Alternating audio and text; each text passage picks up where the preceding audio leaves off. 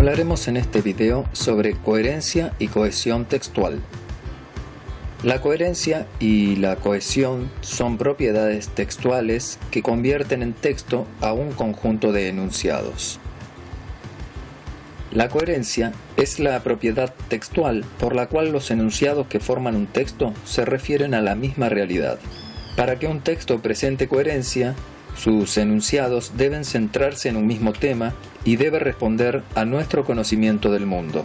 Los textos se construyen aportando nueva información en cada enunciado, pero una sucesión de enunciados dejará de ser coherente si en ellos no se hace referencia a un tema común.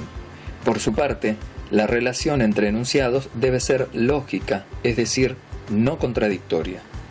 Por ejemplo, los siguientes enunciados no forman un texto porque no podemos extraer de ellos un único tema. Escuchemos. Este artículo es muy interesante, aunque mi mamá diga que la tortilla de papas es más rica. Además, cuando Estados Unidos llegó a la Luna, los rusos habían ido antes. Además de resultar coherentes, los enunciados de un texto deben estar bien conectados o cohesionados entre sí. Así, dos enunciados coherentes pueden no constituir un texto si su relación gramatical es incorrecta. Por ejemplo, los siguientes enunciados tampoco son coherentes. Mis tíos tienen un auto. Esta funciona bien, pero cuando al auto le falta aceite, el auto suele detenerse. Se denomina cohesión a la propiedad por la cual los enunciados de un texto se relacionan correctamente desde un punto de vista léxico y gramatical. La cohesión se pone de manifiesto en los textos por medio de diversos procedimientos, que pueden ser léxicos, si atienden a las palabras y sus significados, y gramaticales, si se emplean recursos sintácticos. Se trata de mecanismos o recursos que proporcionan una continuidad de sentido al texto a partir de los significados de las palabras. Los principales recursos de la cohesión son la referencia, la elipsis, el uso de conectores y la sustitución. La referencia establece una relación entre un elemento del texto y otro u otros. La identificación de los referentes es un aspecto muy importante en la comprensión de los textos, ya que incide en forma directa en el procesamiento de la información. La referencia suele establecerse mediante el uso de pronombres demostrativos, como por ejemplo este, ese, aquel, etc. Pronombres personales, yo, vos, él, me, te, mi, etc. Numerales, 1, 2, 3, 4, etc. Y principalmente pronombres relativos, la, las, lo, los, qué, cuál, quién, etc. Por ejemplo, queridos amigos, los invito a la próxima reunión de la asociación. Esta se llevará a cabo donde se hizo la última vez. Quienes hayan venido y quieran repetir la experiencia son bienvenidos. Nos encantará recibirlos. La elipsis suprime o borra la información que resulta repetitiva. Por ejemplo, unos pensaban en las vacaciones, otros en el curso de verano. En el segundo enunciado vemos que se ha elidido la palabra pensaban. Los conectores son palabras o grupos de palabras que sirven para evidenciar la relación entre dos ideas. Estas relaciones pueden darse entre enunciados de una misma oración, entre oraciones o entre párrafos. Expresar adecuadamente la relación entre nuestras ideas le permite al lector encontrarle sentido al texto. Por ejemplo, Alejandro llegó tarde porque su jefe estaba molesto. Vemos aquí una relación de causa. Alejandro llegó tarde cuando su jefe estaba molesto. Aquí la relación es de temporalidad.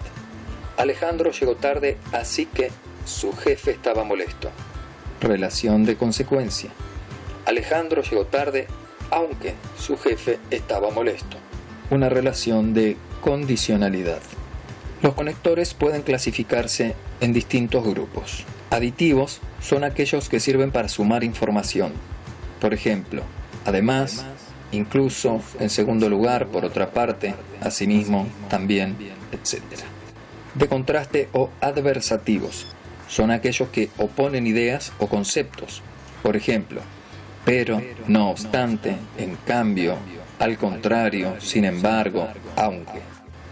Conectores disyuntivos son los que establecen una relación opcional entre dos ideas, como por ejemplo o y u. Causales son los que sirven para indicar causa, por ejemplo, porque, pues, ya que, dado que, a causa de, por este motivo, por esta razón, debido a que.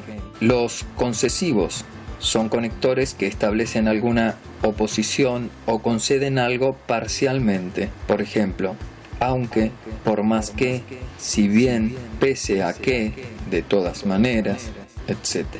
Los conectores temporales indican un momento en el tiempo. Hay tres clases: de anterioridad, antes, hace tiempo, había una vez, al principio; de simultaneidad, al mismo tiempo, mientras tanto, simultáneamente; y de posterioridad, más tarde, luego, después, con el paso del tiempo, etc. Los conectores locativos hacen referencia a lugares: aquí, ahí, allí, delante de, encima de, en ese lugar, al lado, en medio, arriba, etc. Los conectores aclaratorios son aquellos que sirven para aclarar ideas, para reformular ideas, como por ejemplo, es decir, en otras palabras, mejor dicho, dicho de otro modo, resumiendo, etc. Conectores que se usan para resumir o concluir son aquellos que se utilizan para cerrar las ideas, como por ejemplo, finalmente, en resumen, en síntesis, en conclusión, por último. El siguiente de los mecanismos que vamos a comentar ahora, y el último, es la sustitución. La sustitución reemplaza una palabra por otra u otras para evitar la repetición. Por ejemplo, estuve en la reunión con el gerente de la compañía. En realidad, es un hombre muy equilibrado. La palabra hombre en la segunda oración reemplaza a la palabra gerente nombrada en la primera. Resumiendo, un texto es coherente si se refiere a un mismo tema y cada uno de sus enunciados aporta información no contradictoria con respecto a los anteriores. Por su parte, las ideas deben estar bien conectadas unas con las otras. Para ello, es fundamental conocer los mecanismos de cohesión que hemos nombrado, en especial, utilizar correctamente los distintos conectores.